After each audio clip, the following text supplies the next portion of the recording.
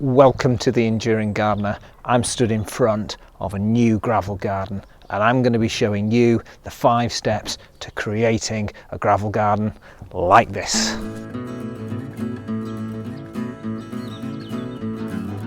Now, the first thing you need to do when you're building a gravel garden is get it level. Think of it like a plate. It wants to be nice and level. If it's tilting one way, stuff's going to fall out of it and that'll be your gravel. You don't want to be doing that. You want easy to maintain and easy to look after. So you get it level. Next up, again, like a plate, it's going to need an edge to stop the gravel from falling off the edges.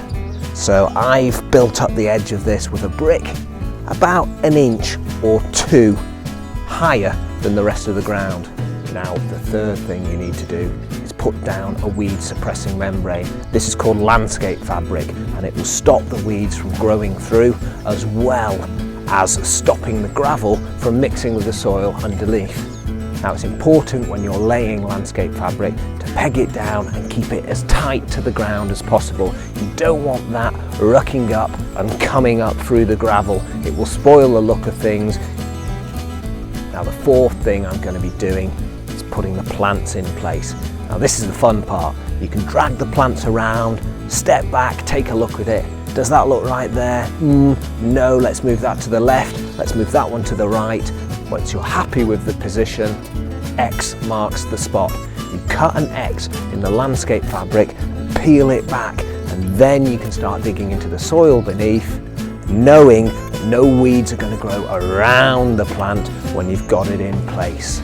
That means you can get your gravel all the way up to the plants for that neat look that goes perfectly in a gravel garden. And the last thing to do is when it all comes together, when you add the gravel. Now, this is an angular gravel, which is 1 to 2 inches thick. Being angular, it compacts more readily than rounded pebbles, so it's easier to walk through.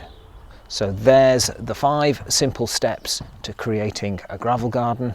So don't forget to subscribe below, leave a comment, give us a thumbs up if you found this useful, and we'll see you in the next video.